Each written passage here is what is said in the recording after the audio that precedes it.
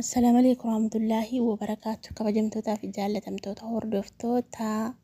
haadha kootu akkam jirtu fayyaa keessanii annagaa godhe galata rabbii baga jiraattanii jajjabaattu jiruuf jireenya akkam na biraa hunduu dansaa gaariidha. Isin biraa akkam jajjabaachaa jirtu hojiin maal isinitti fakkaatti rabbiin isiniif haa laaffisu warra hojiin isinitti jabaatte warra waan hundumtuu isinitti jabaatte rabbiin isiniif haa laaffisu rabbiin fayyaa isiniif haa kennu rabbiin waan yaadda waan karoorfattanii biyyaa baatan rabbiin karoora keessan isiniif haa guutu isiniin jechuun barbaada. Maalirraa dubbachuu dhufee viidiyoo kaleessa Sumayyaan sagalee Iyyaasuudhaa qabdee turte viidiyoo Iyyaasuu galgala dhaggeeffadheen ture garuu irraan hojjedhadhee biizii ta'ee tan dadhabee rafee ammoo hojiirra ture achi deebi'ee nyaatarra godhee dubbachaa jira. Sumayyaan maal jettiini? Maaliif na barbaadu nan barbaadina ani saayidootti deebi'uu hin barbaadu ani saayidoo hin fedhu kaleessa dheengadda zalgii gootanii kaleessa dheengadda diggistaniitu fuusistanii yeroo sana otoo inni hin fuudhin osoo inni kaa hin godhatini maaliifitu naaf dubbachaa hin turre har'a eessaa baheen isinitti dhaga'ame har'a eessaa kaatanii naa dubbattanii har'a maaltu isinitti dhaga'ame naan deebii naan jettan ergi dubbii balleessitanii kaataniitu deebii naan jettuu hin deebi'uu hin barbaadu ani jiraachuu barbaada na dhiisaayi. Narraa guraayii maqaa kiyya hin dhayinaa Sumayyaa naan jettanii nan tuttuqinaa ani hin barbaadu saayidootti deebi'uu hin barbaadu kanaan dura utuu inni kaan hidhatin utuu inni hin fuudhini dursitaniitu silaa na gorsuu qabdu isallee deebisuu qabdu isa gorsitanii hin deebistanii jettee ani masaanuu hin fedhu ani dubartiin biraa narratti dhuftee saayidootti heerumuu hin fedhu ani kan dubbachaa ture viidiyoo irratti ijji saayidoo na fuudhu kan hin jedhu inni Normalizim biloo isa dubartii naasoftuudha malee ani onni irraa fudhadheen jedhu isin fuutanii garuu intala keessanitti heerumsiistanii amma immoo na barbaaddu maalirraa barbaaddu anarraa maal feetu jettee dubbachaa turte akkuma isin viidiyoo argitan aariidhaan bakka akka nama boo'u imimmaan ija gugguuteeti kan isheen haasa'aa jirtu dhugumatti eenyutu masaanuu jaallata namni masaanuu jaallatu hin jiru dhugaa qabdi hedduu rabbiin haa laaffisu malee hedduu tokko bakka isheen ani firii ta'e gammachuu koo jiraachaa jira natti hin bu'inaa isinitti hin bu'u nan tuqinaa isin hin tuqina isin barbaadinaa na jala isin deebinaa an maal dhaban isin gaafachaa jira homaa isin rakkisaan jiru waan ta'eef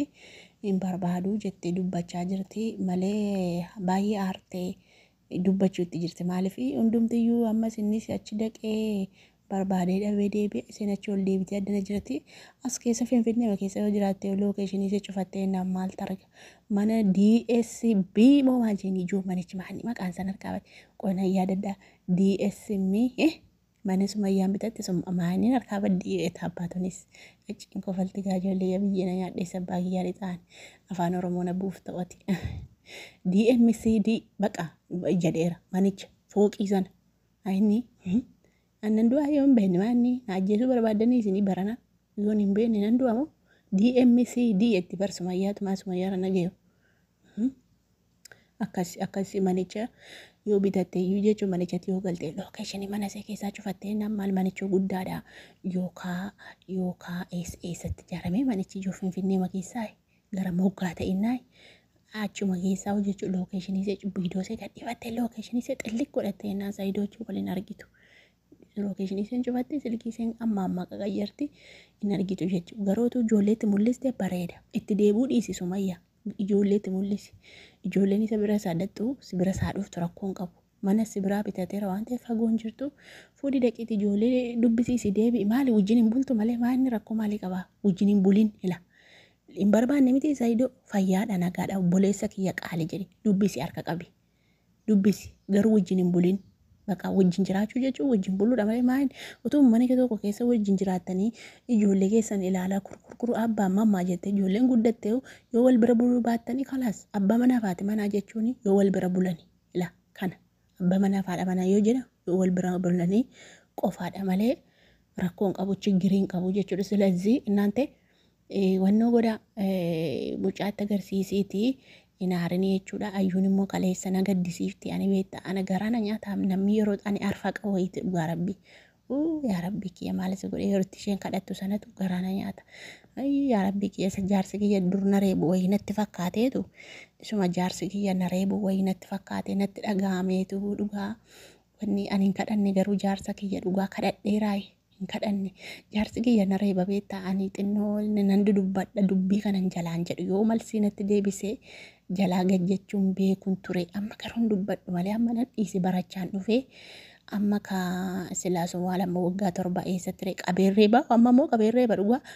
qalbiin akkasiin jiru qabeerree baa amma natti taphachaa ture illee galaan galeen qaxaqata jaarsa kiyya biidoos ni waraaba dhugaa biidoos ni waraaba gaafan qaxaqata nan qaxaqata na reebaa ture bar na dhoosaa ture hin dhagawan illee akkuma iyyuu kan dhagahu garuu anaaf inni waan biraa irratti wal lolla dhugaa rabbi siiressi waan biraa irratti wal lolla waa'ee jireenya waa'ee niitii walirratti fuudhuu kanaa miti inni niitiin fuudhu waan cimaa irratti wal lolla anaaf inni sababa isaatti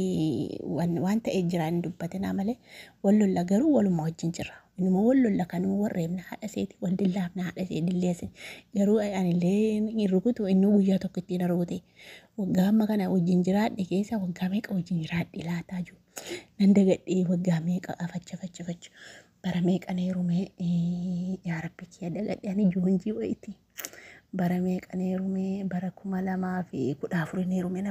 nan baate 14 moo bara 2004 malee maannee 14 bara 2004 har'a mucaan kiyya waggaa 13 biyya kana waggaa 7 taa'ee waggaa 6 moo 7 wajjin taa'ee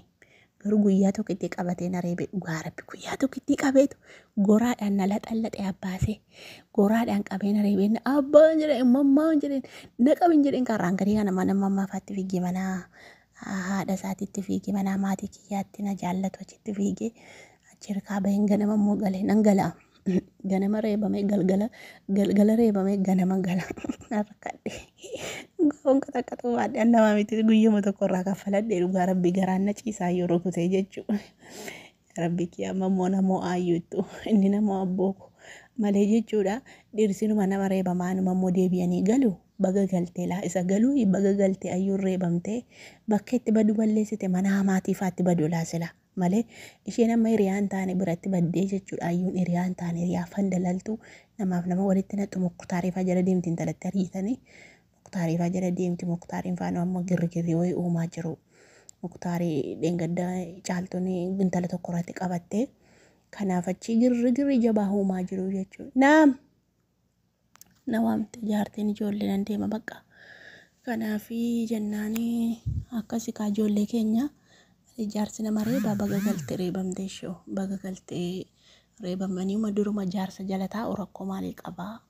isinuu reebamaa mataa yoo jaarsi keessanitti dubbate reebamaa ta'a tayyib yaa maama bismillah aleek binnandana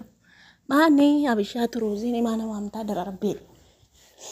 anu dai kama deeta akkas dubbadde reenu fi maajoo nan bade jaartii mana kanaa maa tokko dha nyaanatti taati seexana qabdiin jaartii mana kanaa namni dubanne malee seexana jabaa qabdi dhugaa rabbi akkasi kaa deeme